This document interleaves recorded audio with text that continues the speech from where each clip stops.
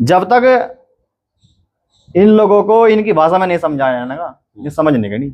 अब उन लोगों के पेट में ये दर्द है कि ये लोग आगे कैसे बढ़ पा रहे हैं। वो हमें दबाना चाह रहे हैं, लेकिन हम दबाना नहीं चाहते। क्यों नहीं है हमारा इतिहास?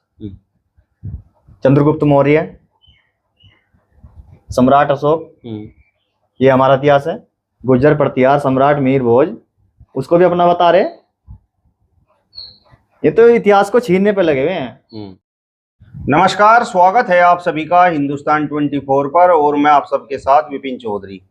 आगरा में जिस जगह पर 12 अप्रैल को करणी सेना के लाखों लोग जुटे थे, वहीं पर दलित समाज की एक बारात को पीटा गया और दूल्हे को घोड़ी से उतार दिया गया और आरोप अक्षत्रिय समाज के लोगों पर, ठाकुर समाज के लोगों पर लगा है। भीम आर्मी ने इस पूरे मामले में चेतावनी दे दी है कि अगर दोषियों पर कार्रवाई नहीं होती है तो भीम आर्मी के कार्यकर्ता जेल भरने का काम करेंगे। आज इस बड़े ही महत्वपूर्ण विषय पर बातचीत करने के लिए हमारे साथ भीम आर्मी के कार्यकर्ता आशुतोष रमन जी मौजूद हैं। आशुतोष जी, बहुत बहुत स्वागत है आपका हिंदुस्तान 24 बहुत बहुत स्वागत, बहुत बहुत धन्यवाद पत्रकार महोदय आप लोगों का। अक्सर हम सुनते रहते हैं कि भाई दलित समाज की बारात को अक्षत्रियों ने पीट दिया और दूल्हे को घोड़ी पर नहीं चढ़ने दिया, घोड़ी से उतार दिया। तो ये घटनाएं क्यों होती हैं, क्या आप मानते हैं? देखिए, अब हमारा समाज सामाजिक और राजनीतिक रूप से मजबूत स्थिति में है। अब उन लोगों को ये हजम नहीं हो पा रहा, जो लोग सामंतवादी विचारधारा के लोग हैं, मनुवादी विचारधारा के लोग हैं, उन लोगों को ये हजम नहीं हो पा रही, ये बातें हजम नहीं हो पा रहे कि हम लोग भी घोड़ी पर बैठ सके, लंबी मूछे, ऐसे मूछों में ताव दे सकें। अब उन लोगों को यह समझ नहीं आ रहा कि ये लोग आगे बढ़ रहे हैं। उन लोगों की जो 3% लोग हैं या 15% लोग हैं, उन लोगों की कहीं आज भी सुनवाई नहीं है। आप कहीं थाने में जाकर देखो, कहीं भी जाकर देखो, हमारे पास जनबल है, लेकिन अभी हम पूर्ण रूप से राजनीतिक रूप से सशक्त नहीं है। उसको आगे बढ़ाने के लिए हमारे माननीय एडवोकेट चंद्रशेखर आज़ाद जी, भीम आर्मी के प्रमुख और आज़ाद समाज पार्टी के राष्ट्रीय अध्यक्ष जी, दिन रात मेहनत करके समाज को जोड़ने में लगे हुए हैं। मतलब आज भी वही भावना है ऊंच नीच वाली? आज भी उन लोगों के अंदर यही भावना है ऊंच नीच की, जातिवादी मानसिकता में के लोग हैं। बाबा साहब ने समतामूलक समाज बनाने के लिए इस देश में संविधान रूपी हमें ग्रंथ दिया है। जब तक हम लोग संविधान नहीं पढ़ेंगे, संविधान के रूप अकॉर्डिंग नहीं चल पाएंगे, तो हमारा देश आगे नहीं बढ़ पाएगा। लेकिन सवाल ये भी है कि जिस तरीके से विवाह शादियों में ये घटनाएं घटती हैं और खासकर दलित समाज के लोगों के साथ में घटती हैं, तो उन लोगों का जवाब ये होता है कि दलित समाज के लोग विवाह शादियों में शराब पीते हैं और जातिवादी गाने बजाते हैं। और आगरा की भी ये जो घटना है, इसमें भी कहीं ना कहीं यही निकलकर सामने आ रहा है कि वहां पर डीजे बज रहा था और जातिवादी जाटव के गाने बज रहे थे।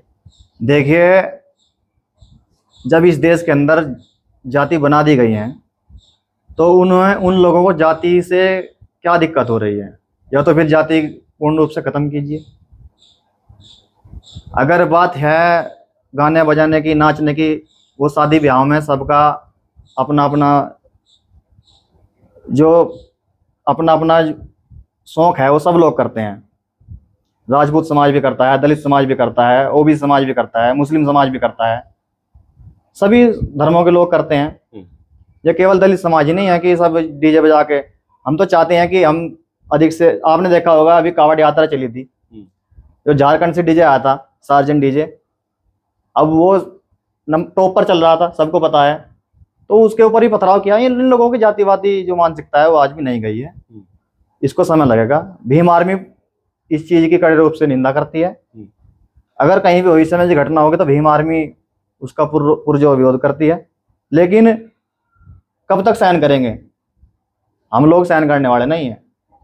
आपने देखा होगा, कोई भी मामला हो, चाहे आप सहारनपुर का देख लो, चाहे आप देश में कहीं का भी मामला देख लो, भीम आर्मी सबसे पहले पहुंचती है। मतलब आप लोगों का उत्पीड़न हुआ? हमारा उत्पीड़न तो आप देख ही रहे हैं, सालों से होता आ रहा है।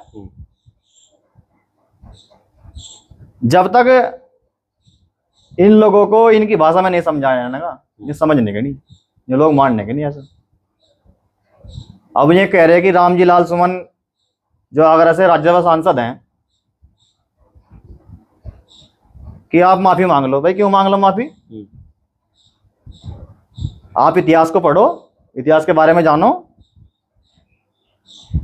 कल ये कह देंगे कि भाई वो आप, फिर बात लंबी चले जाएगी कि जोधा वाला मामला क्या मुगलों के वहां नहीं रही?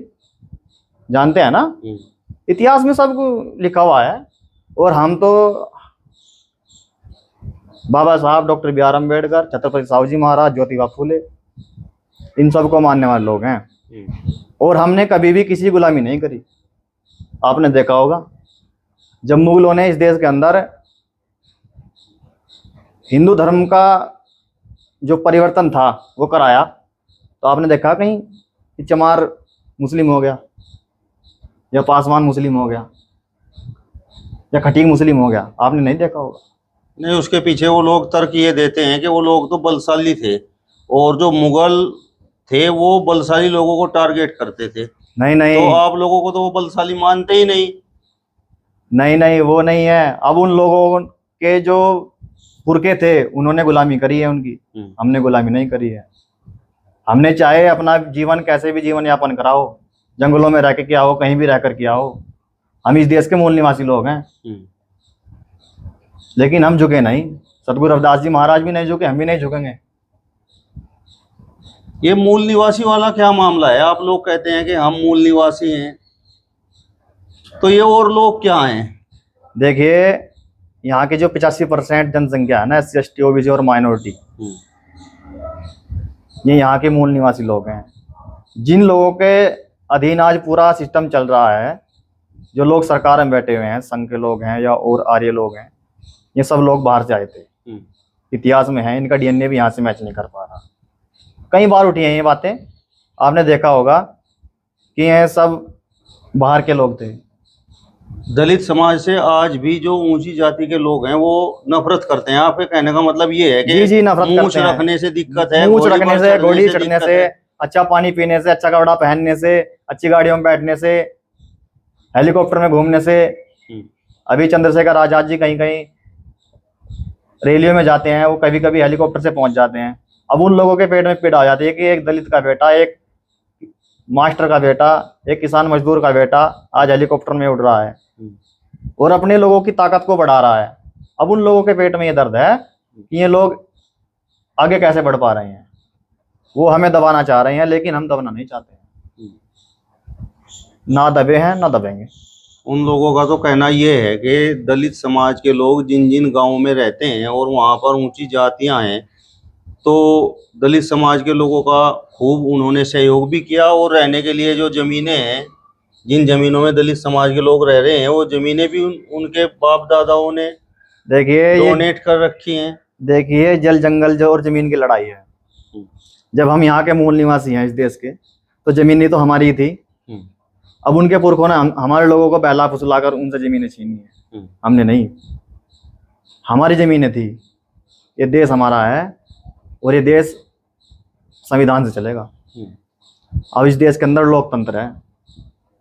यहाँ राजा रानी के पेट से पैदा नहीं होगा। वोट तय करेगी कि किसको राजा बनाना है।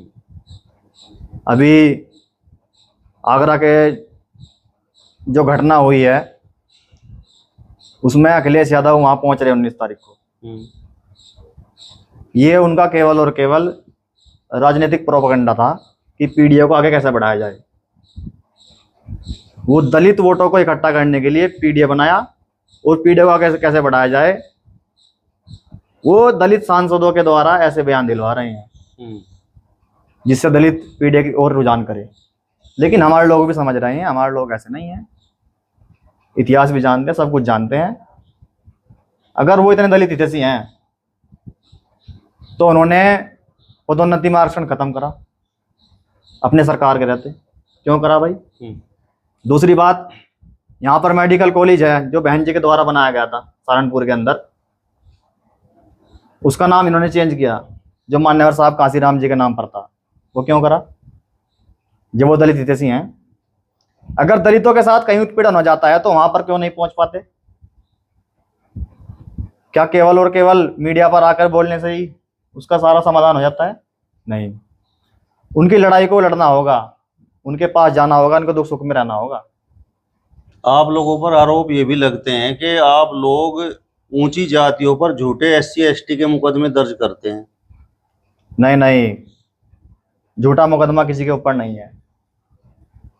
जब हमारे लोगों पे अत्याचार होता है, हमारे लोगों को कहीं सुनवाई नहीं होती है, हमारे लोगों को मारा पीटा जाता है, जैसा कि आपने आगरा में देखा है, क्या ये झूठा मुकदमा है?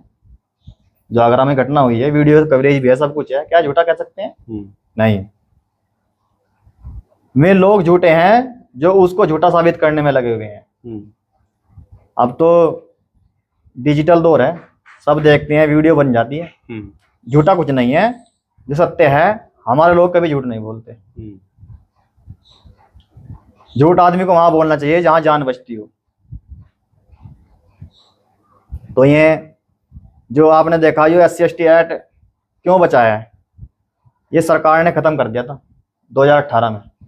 तभी इस देश के अंदर 2 अप्रैल 2018 के अंदर भीम आर्मी ने भारत बंद बुलाया, और उसमें हमारे भीम सैनिक बड़ी तादाद में चोटिल भी हुए, शहीद भी हुए हैं, हम उनको नमन करते हैं।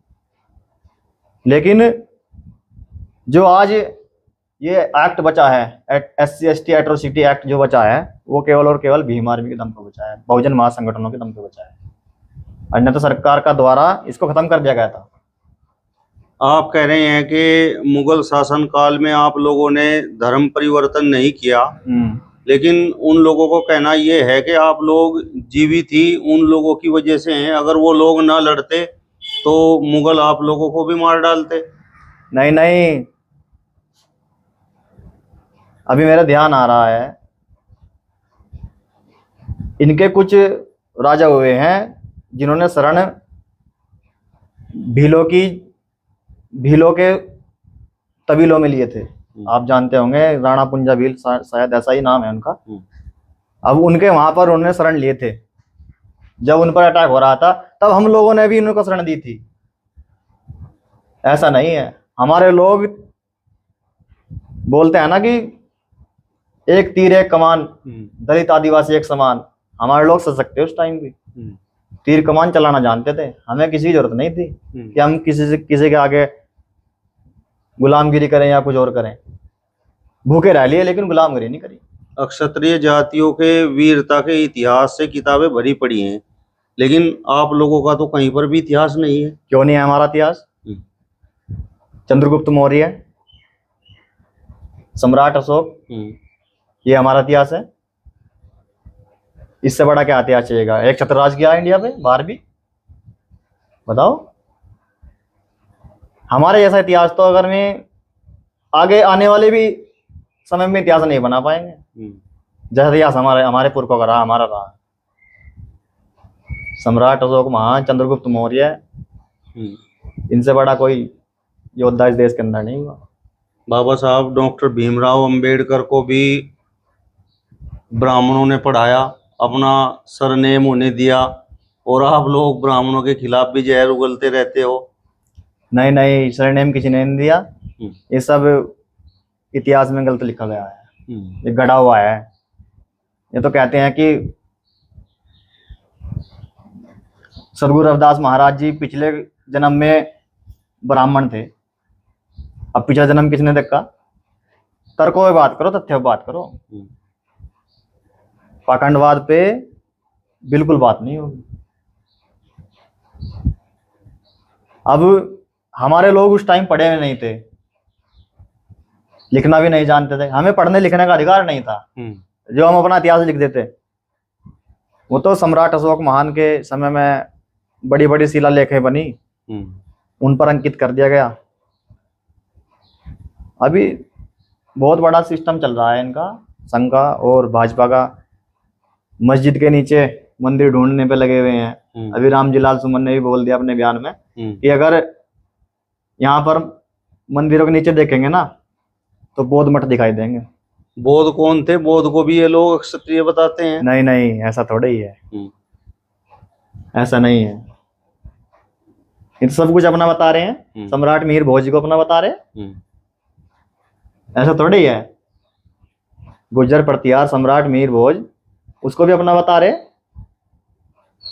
ये तो इतिहास को छीनने पे लगे हुए हैं। सम्राट मीर भोज गुर्जर समाज की आन बान शान है, कोतवाल धन सिंह गुर्जर। उनका 1857 क्रांति के अंदर मंगल पांडे को ये लोग आगे करते हैं, जबकि उसके नायक कौन थे? कोतवाल धन सिंह गुर्जर। तो ये लोग अपने इतिहास को आगे बढ़ा रहे हैं और उसे बढ़ा चढ़ा के लिख रहे हैं।